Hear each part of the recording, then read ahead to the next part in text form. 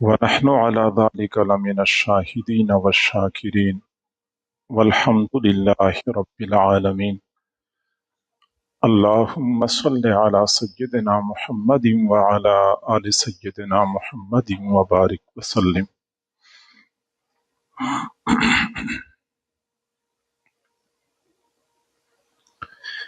مادی دنیا کا یہ دستور ہے کہ جب بارش برستی ہے تو یکدم آسمان سے نازل نہیں ہوتی، بلکہ بارش شروع ہونے سے پہلے ٹھنڈی ہوائیں چلنا شروع ہو جاتی ہیں، پھر ان ہواؤں کے ساتھ بادل آتے ہیں،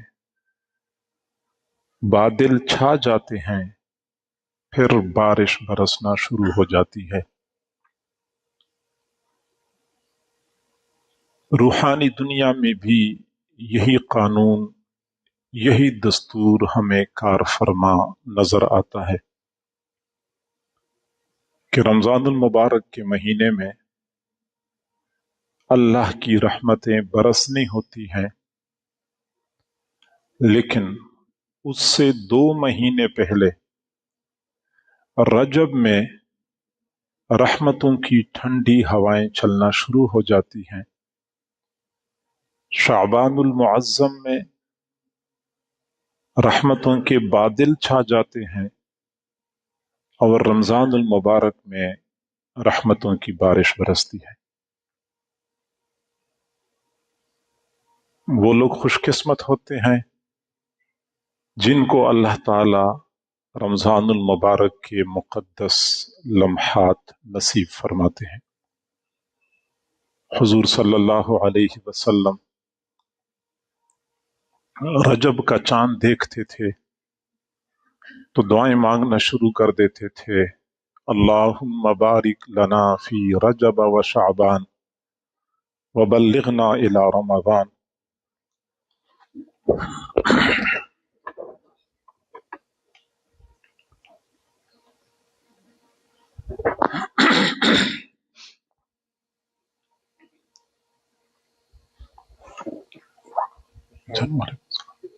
جاری رہو۔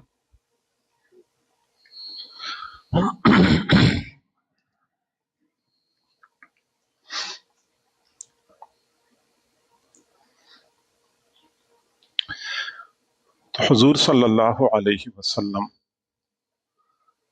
رجب کا چاند دیکھتے ہی دعائیں مانگنا شروع کر دیتے تھے کہ اے اللہ، ہمیں خیریت کے ساتھ رمضان شریف تک پہنچا دے۔ رمضان المبارک کا مہینہ ملنا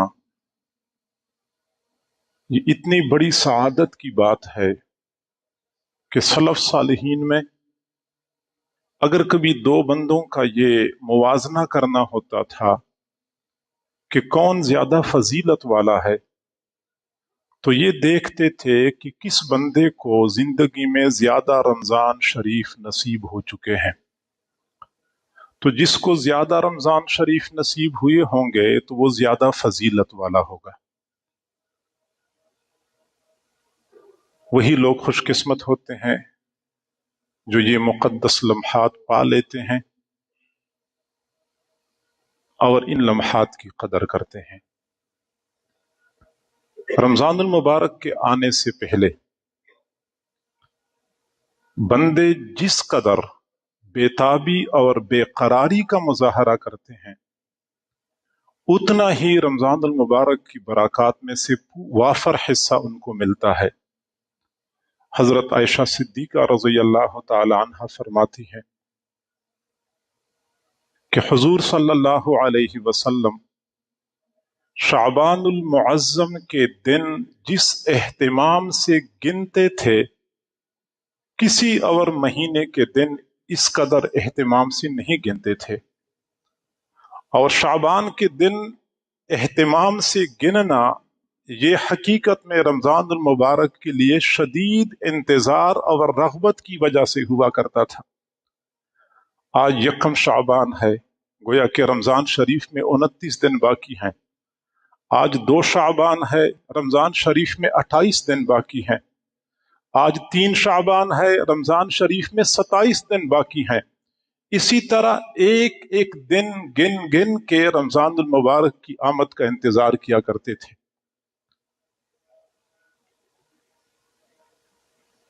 اور ہمارے اسلاف کا یہی طریقہ تھا۔ رمضان المبارک کا مہینہ گزر جاتا تھا، اس اہتمام سے گزارتے تھے، اتنے نیک اعمال کیا کرتے تھے کہ رمضان شریف کے بعد 6 مہینے اپنے سینوں میں رمضان شریف کے انوارات اور فیوزات محسوس کرتے تھے، اور پھر بقیہ 6 مہینے رمضان کی آمد کا انتظار کرتے تھے، گویا کہ ان کا پورا سال رمضان المبارک کے ارد گرد گھوم رہا ہوتا تھا۔ یا تو رمضان شریف کا انتظار کر رہے ہوتے تھے، یا رمضان شریف کے بعد بھی رمضان کے انوارات اور برکات سمیٹ رہے ہوتے تھے۔ ایک تو رمضان شریف کی آمد کا انتظار کرنا اور غایت درجے کی بےتابی اور بے قراری کا مظاہرہ کرنا، یہ رمضان کی برکات میں سے وافر حصہ پانے کا سبب ہے۔ دوسرا یہ کہ رمضان شریف کے آنے سے پہلے رمضان کی تیاری کرنی چاہیے۔ حضور صلی اللہ علیہ وسلم جب غزوہ تبوک میں تشریف لے جا رہے تھے تو منافقین بھی کہہ رہے تھے کہ ہم نے بھی جانا ہے۔ کچھ منافقین نے صاف کہہ دیا کہ ہم نے نہیں جانا، کچھ نے کہا ہم بعد میں آ جائیں گے، ہمارا بھی ارادہ ہے۔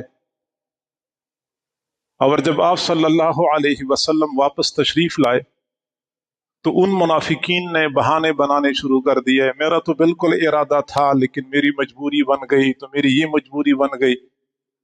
اللہ تعالیٰ نے فرمایا وَلَوْ أَرَادُوا الْخُرُوجَ لَأَعَدُّوا لَهُ عُدَّةً، اگر ان کا نکلنے کا ارادہ ہوتا تو پہلے سے تیاری کرتے۔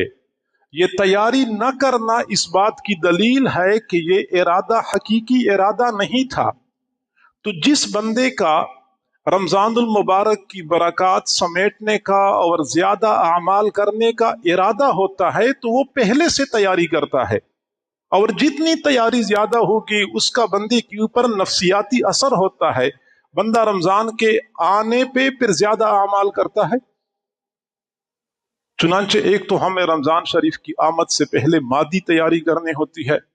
مادی تیاری کا معنی یہ ہے کہ رمضان شریف کی آمد سے پہلے مسواک اور ٹوپی اور تسبیح اور قرآن پاک کا نسخہ، یہ وہ چیزیں ہیں جو ہر مسلمان کی ہر وقت کی ضرورت ہیں، لیکن عام طور پہ غفلت کا معاملہ ہوتا ہے، تو کم از کم رمضان کی آمد سے پہلے یہ چیزیں بندہ اہتمام سے تیار کر لے۔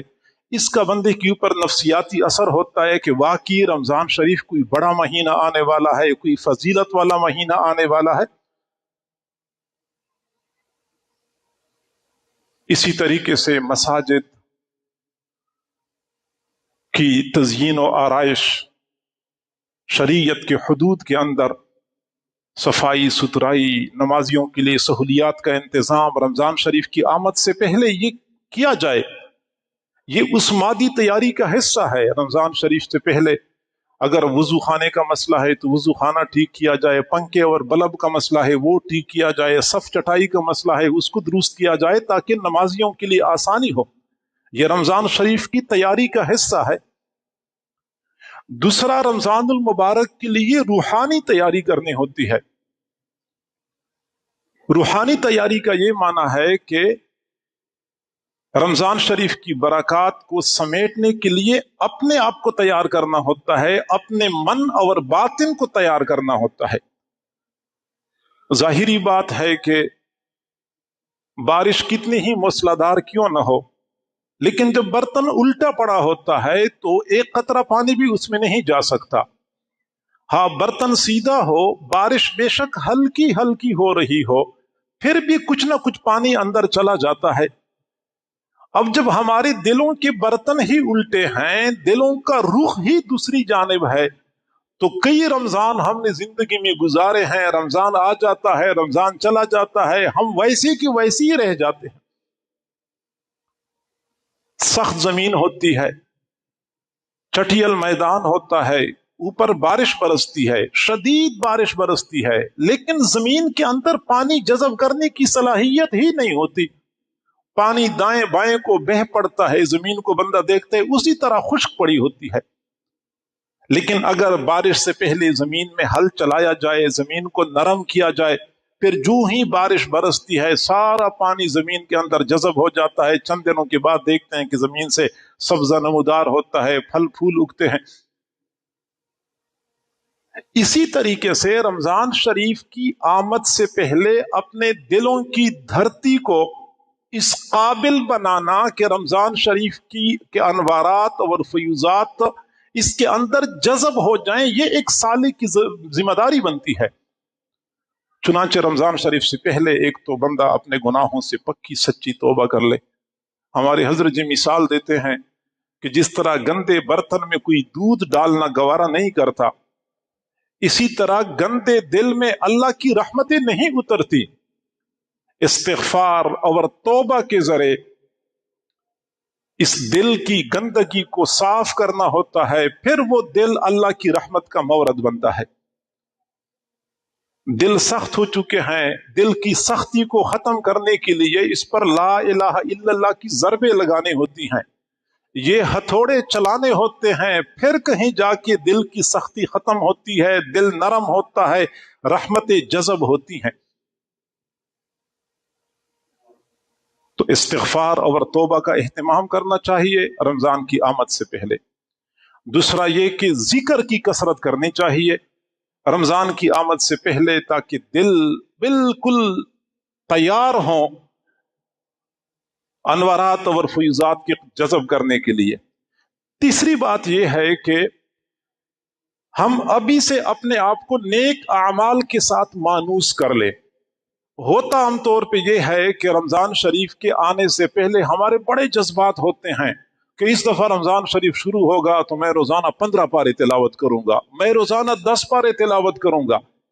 لیکن صورتحال یہ بن جاتی ہے کہ یکم رمضان کو جب ہم قرآن کھول کے تلاوت شروع کر دیتے ہیں تو ابھی ایک پاؤ تلاوت کی ہوتی ہے کہ کبھی گردن میں درد تو کبھی کمر میں درد، پھر دائیں بائیں دیکھنا شروع ہو جاتے ہیں کہ 10 پارے میں کیسے پڑھوں گا۔ اس کی بنیادی وجہ یہ ہوتی ہے کہ پورا سال تو ہم بالکل قرآن سے اجنبی بنے ہوتے ہیں، قرآن کبھی کھولتے نہیں ہیں، کبھی تلاوت نہیں کرتے، پھر ہم یکدم اتنی تبدیلی کیسے اپنے اندر لا سکتے ہیں کہ بس 29 شعبان تک تو ہم قرآن کھولتے نہیں ہیں اور یکم شعبان کو ہم قرآن کھولیں اور اس میں ہم پہلے دن ہی 10 پارے اور 15 پارے تلاوت کر سکیں؟ یہ نہیں ہو سکتا۔ پہلے سے بندہ اپنے آپ کو نیک اعمال کے ساتھ مانوس کرے۔ ابھی سے پورا سال ہمیں تلاوت کرنی چاہیے تھی، لیکن اگر پورا سال ہم تلاوت نہیں کرتے رہے، غلطی کی ہم نے، تو ابھی سے ہم تلاوت شروع کر دیں۔ آج ایک بندہ 1 پارہ تلاوت کر لے، 1.5 پارہ تلاوت کر لے، اگلے دن 2 پارے کر لے، اگلے دن 2.5 پارے کر لے۔ اس طریقے سے پھر بندہ نیک اعمال کے ساتھ مانوس ہوتا ہے، پھر بعد میں اپنے نفس پر اعمال کا بوجھ ڈالنا آسان ہوتا ہے۔ حضرت عائشہ صدیقہ رضی اللہ تعالی عنہ فرماتی ہیں کہ حضور صلی اللہ علیہ وسلم رمضان المبارک کے علاوہ باقی 11 مہینوں میں شعبان کے مہینے میں جس قدر زیادہ روزے رکھتے تھے کسی اور مہینے میں اتنے روزے نہیں رکھتے تھے، اور اس کی وجہ وہ بتاتی ہیں استعدادا لرمضان، کہ حضور صلی اللہ علیہ وسلم شعبان میں زیادہ روزے رکھتے تھے رمضان کی تیاری کرتے ہوئے۔ یعنی یہ بھی رمضان کی تیاری ہے کہ بندہ اپنے آپ کو روزے کے ساتھ مانوس کر لے، تلاوت کے ساتھ مانوس کر لے، لمبی لمبی نمازوں کے ساتھ مانوس کر لے۔ آپ صلی اللہ علیہ وسلم کا یہ معمول تھا، تہجد کی نماز کے لیے اٹھتے تھے، پہلے 2 رکعتیں آپ مختصر پڑھتے تھے، پھر اس کے بعد تلاوت میں اضافہ کرتے تھے، ہر آنے والی رکعت میں تلاوت زیادہ کرتے تھے۔ یعنی ایک طریقہ بتایا ہے کہ یک دم نفس کے اوپر زیادہ اعمال کا بوجھ ڈالنا نفس کے لیے اٹھانا دشوار ہوتا ہے، ہاں اس کو آہستہ آہستہ مانوس کرنا ہوتا ہے۔ تو ابھی سے ہم نیک اعمال کا بوجھ نفس پر ڈالنا شروع کر دیں، تلاوت کی کثرت کریں اور ہر گزرتے دن کے ساتھ ہم تلاوت میں اضافہ کریں۔ ابھی تک ہم صرف فرض نماز پہ اکتفا کر رہے تھے، اب ہم اشراق، چاشت، اوابین کا اہتمام کریں، تہجد کا اہتمام کریں، اس طریقے سے ہم مانوس ہوں گے. جو ہی رمضان شریف شروع ہوگا تو ہمارے لیے زیادہ اعمال کرنا، زیادہ تلاوت کرنا دشوار نہیں ہوگا. اور اسی کے ساتھ ہمارے جذبات تو یہی ہوتے ہیں کہ اس دفعہ رمضان شریف کا مہینہ آئے گا تو میں نے بالکل گناہ نہیں کرنے، اللہ کی نافرمانی بالکل نہیں کرنی، نگاہوں کی حفاظت کرنی ہے، زبان کو کنٹرول کرنا ہے. یہی جذبات ہونے چاہیے. لیکن سال کے 11 مہینے اگر ہماری زبانیں ہماری آنکھیں بالکل بے قابو تھیں، زبان بالکل آزاد تھی، تو 29 شعبان تک جو نگاہیں مکمل آزاد تھیں، یکم رمضان کو ان نگاہوں کو قابو کرنا تقریباً ناممکن ہے. کوئی معجزہ ظاہر ہو جائے، کوئی اللہ کا فضل متوجہ ہو جائے تو اور بات ہے، ورنہ یک دم اتنی بڑی تبدیلی آنا بندے کے اندر اسباب کے درجے میں ناممکن ہے. زبان یکدم قابو میں آ جائے، غیبت چھوڑ دے بندہ، جھوٹ بولنا چھوڑ دے، نگاہوں کی حفاظت ہو جائے، موبائل کا استعمال صحیح ہو جائے، یہ اتنی بڑی تبدیلی یکدم بندے میں نہیں آتی. تو طریقہ اس کا یہ ہوتا ہے کہ ابھی سے بندہ کوشش کر لے، عزم کر لے کہ میں نے نگاہوں کی حفاظت کرنی ہے. ٹھیک ہے، ہم 100% کامیاب نہیں ہو سکیں گے، 10% بھی کامیاب ہو گئے پھر بھی ٹھیک ہے. اگلے دن ہم کوشش کریں گے تو 15% کامیاب ہو جائیں گے، اگلے دن کوشش کریں گے تو 20% کامیاب ہو جائیں گے. انشاءاللہ جب 29 شعبان کا دن ہوگا ہم کافی حد تک اپنی نگاہوں کو قابو کر چکے ہوں گے، ہم کافی حد تک اپنی زبانوں کو لگام ڈال چکے ہوں گے. رمضان شریف میں پھر گناہوں سے بچنا ہمارے لیے آسان ہوگا. یک دم تبدیلی بہت مشکل ہوتی ہے. ابھی سے ہم گناہوں کو چھوڑنے کی کوشش کریں. خاص طور پہ موبائل کا غلط استعمال اتنا نقصان کر دیا ہے اس موبائل نے ہمارے مسلمان بھائیوں کا کہ شاید کسی اور فتنے نے اتنا نقصان نہ کیا ہوا ہو. نہ اس نے امیر کو چھوڑا ہے، نہ غریب کو چھوڑا ہے، نہ ان پڑھ کو چھوڑا ہے، نہ پڑھے لکھے کو چھوڑا ہے. ہر بندہ اسی فتنے کے اندر مبتلا ہے. تنہائیاں ہماری ناپاک ہو چکی ہیں، اللہ تعالی ہماری حفاظت فرمائے. میوزک کا استعمال بند کر دینا چاہیے. یعنی ہم تو رمضان شریف کی رحمتوں کی امید پہ رمضان کا انتظار کر رہے ہوتے ہیں، جبکہ دوسری جانب ہمارے بہت سارے اعمال ایسے ہیں کہ وہ خود رحمتوں کے راستے میں رکاوٹ بنتے ہیں. حضور صلی اللہ علیہ وسلم نے فرمایا کہ جس قافلے میں جانور کے گلے میں گھنٹی ہوتی ہے اس قافلے کے ساتھ رحمت کے فرشتے نہیں جاتے. گویا کہ وہ قافلہ رحمت کے فرشتوں سے، رحمت سے محروم رہتا ہے. جس میں جانور کے گلے میں گھنٹی ہوتی ہے، عرب علاقوں میں رواج تھا کہ اونٹ کے گلے میں گھنٹی ڈالتے تھے تو رات کو ریگستانوں میں سفر کرتے تھے، وہ گھنٹی کی آواز دور تک جاتی تھی. تو وہ گھنٹی کی آواز تو اتنی کوئی پرکشش نہیں ہوتی کہ بندے کے دماغ میں کوئی فساد اور فتور پیدا کر دے، لیکن وہ گھنٹی کی آواز اتنی ناپسندیدہ ہے. تو جیسے آج کل موبائلوں میں میوزک کی گھنٹی لگی ہوتی ہے یا میوزک ہم سنتے رہتے ہیں موبائلوں میں، پتہ نہیں اس کی وجہ سے ہم اللہ کی رحمتوں سے کتنے محروم ہوتے ہیں اور کتنے ہم دور ہوتے ہیں. اسی طریقے سے جن گھروں میں آپس میں ناراضگیاں ہوتی ہیں، نفرتیں ہوتی ہیں، ان ناراضگی اور نفرتوں کی وجہ سے اللہ کی رحمتیں نہیں اترتی. 15 شعبان کی رات گزر گئی، حضور صلی اللہ علیہ وسلم نے فرمایا کہ اس رات میں بنو کلب قبیلے کی بھیڑ بکریوں کے بالوں کے برابر گناہگاروں کی بخشش ہوتی ہے. اور پھر دوسرے مقام پہ یہ بھی فرمایا کہ کچھ لوگ اس رات بھی مغفرت سے محروم رہتے ہیں. وہ 2 مسلمان بھائی جنہوں نے آپس میں قطع تعلق کی ہوتی ہے، اسلامی بھائی، دینی بھائی، جن کے درمیان کوئی خونی رشتہ نہیں ہوتا، ان کی قطع تعلقی کا اتنا وبال ہے کہ وہ لوگ 15 شعبان کی رات بھی اللہ کی رحمت سے محروم ہوتے ہیں.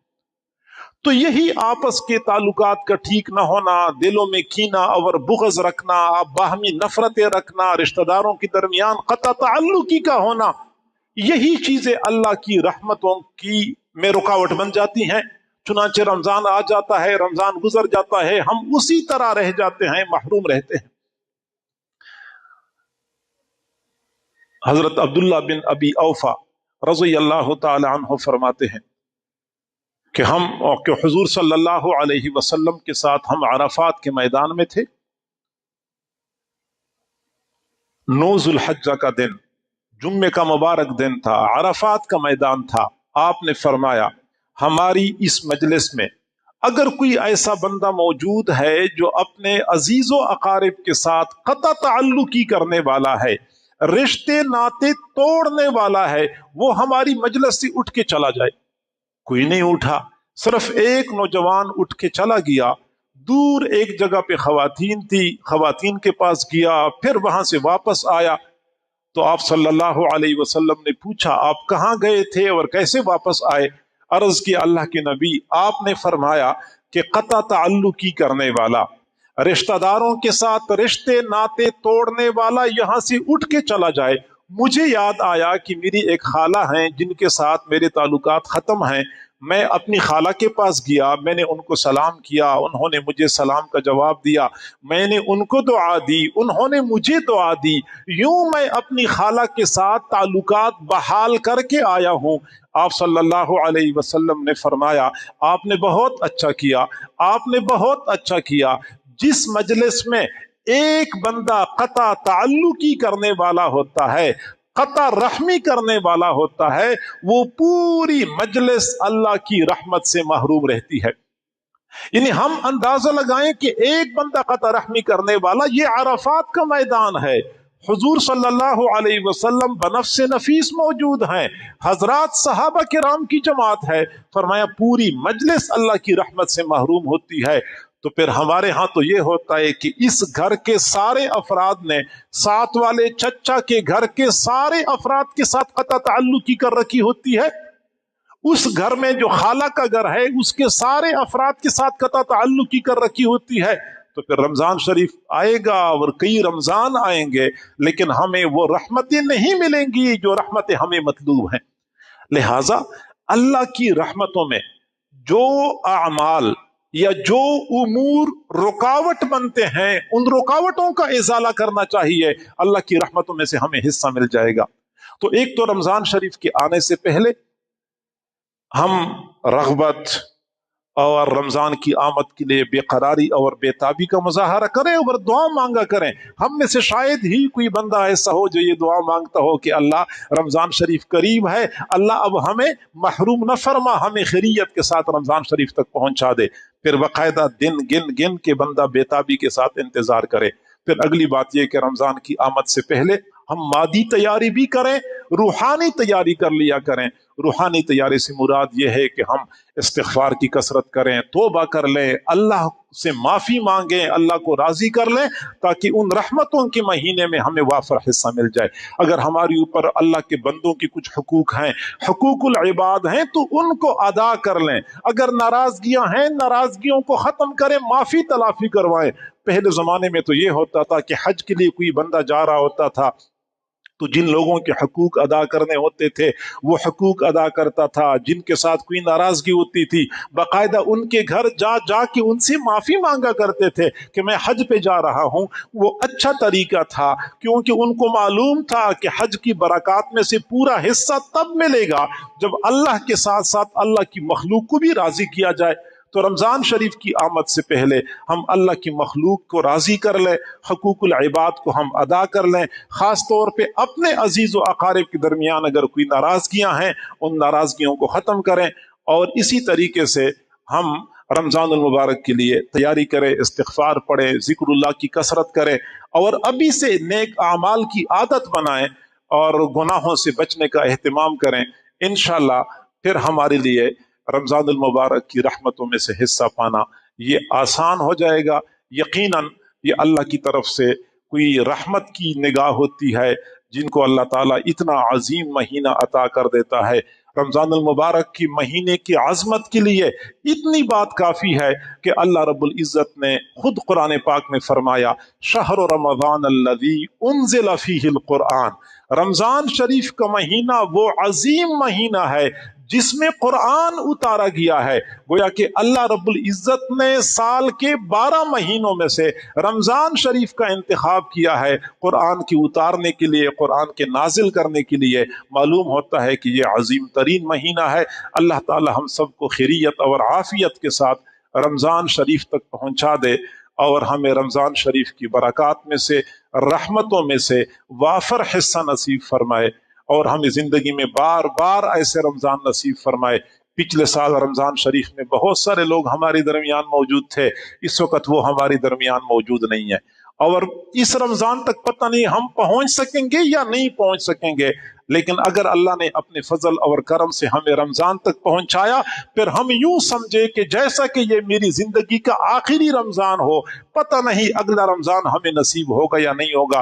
رمضان شریف میں بندہ نیک اعمال کرتا ہے، نیک اعمال کی تھکاوٹ ختم ہو جاتی ہے، لیکن نیک اعمال سے ملنے والا اجر اور ثواب بندے کے اعمال نامے میں محفوظ ہوتا ہے، اور یہی ثواب پھر قیامت کے دن ہمارے لیے کامیابی کا ذریعہ بنے گا. اللہ تعالی ہم سب کو سمجھنے اور عمل کرنے کی توفیق عطا فرمائے.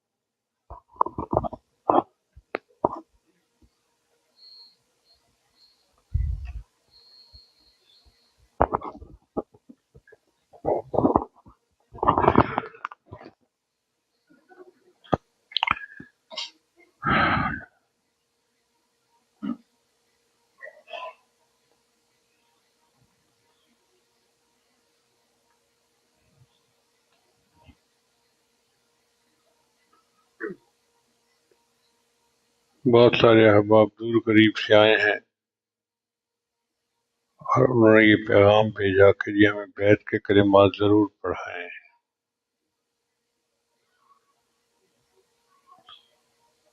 دل میں یہ نیت کر لیجیے کہ ہم زندگی کے سب گناہوں سے سچی پکی توبہ کر رہے ہیں اور آئندہ نیکی کی زندگی گزارنے کا دل میں ارادہ کر رہے ہیں. جیسی نیت ہوتی ہے ویسی مراد مل جاتی ہے.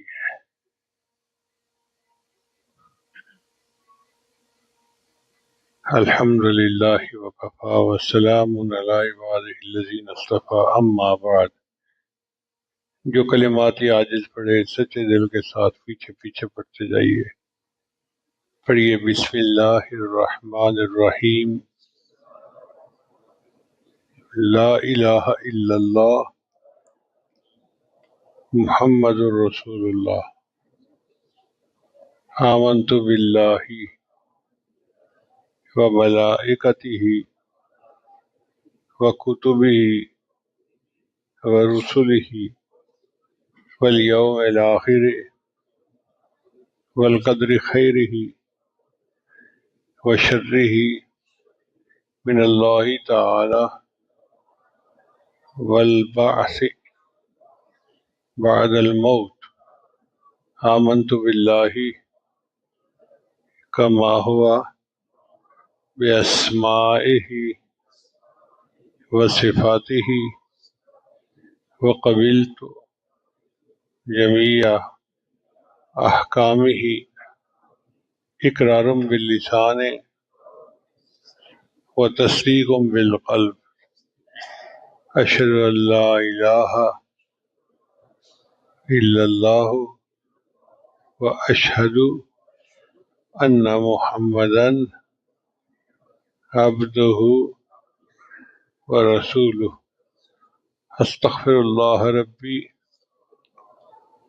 من کل ذنب واتوب الیہ برحمتک یا ارحم الراحمین.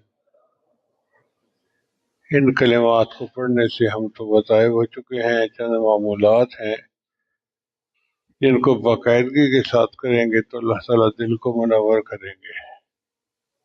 پہلا عمل ہے 100 مرتبہ استغفار صبح شام پڑھنا. دوسرا ہے 100 مرتبہ درود شریف صبح شام پڑھنا.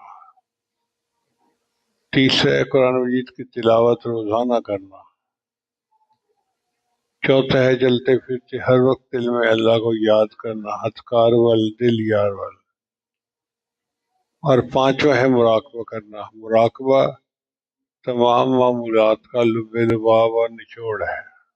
طریقہ بڑا آسان ہے، جب نماز پڑھ کے فارغ ہوں تو تھوڑی دیر کے لیے اللہ سے لو لگا کے بیٹھیں اور تصور کریں کہ اللہ کی رحمت آ رہی ہے، دل میں سما رہی ہے، دل کی ظلمت اور سیاہی دور ہو رہی ہے، اور میرا دل اللہ اللہ اللہ بول رہا ہے اور میں سن رہا ہوں۔ انشاءاللہ 10-15 منٹ صبح، 10-15 منٹ شام یہ مراقبہ کریں گے تو آپ کے دل میں اللہ تعالیٰ کی محبت میں اضافہ ہوگا۔ یہ پکی بات ہے۔ جیسے 2 × 2 = 4 کے اوپر بندے کو یقین ہوتا ہے، اس سے بڑھ کر یقین اس بات پر ہے کہ جو بندہ یہ عمل کرتا ہے اس کے دل میں اللہ کی محبت میں اضافہ ہوتا ہے۔ ہم نے الحمدللہ اپنی زندگی میں سینکڑوں ہزاروں نہیں، لاکھوں لوگوں کی زندگی میں تبدیلی اپنی آنکھوں سے دیکھی ہے، لاکھوں لوگ بدلے۔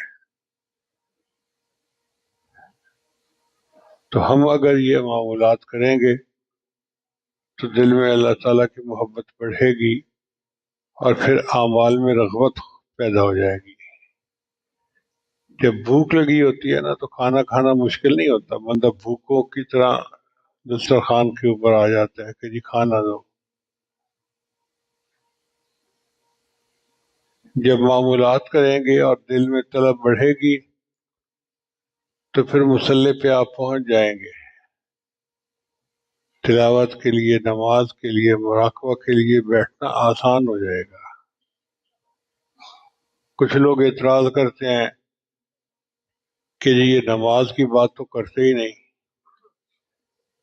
بھائی نماز کی بات اس میں آ جاتی ہے، ڈاکٹر جو دوائیاں دیتے ہیں نا وہ کوئی پیٹ بھرنے کے لیے دوائیاں نہیں ہوتی، وہ بھوک لگانے کے لیے ہوتی ہیں، اور جب بھوک لگتی ہے تو پھر نواب صاحب کھانا تو ٹکا کے کھاتے ہیں نا بھوک۔ اسی طرح ہم معمولات کریں گے تو روحانی بھوک لگے گی اور ہم خوب اعمال کریں گے۔ اللہ تعالی ہمیں نیک اعمال پر استقامت نصیب فرمائے۔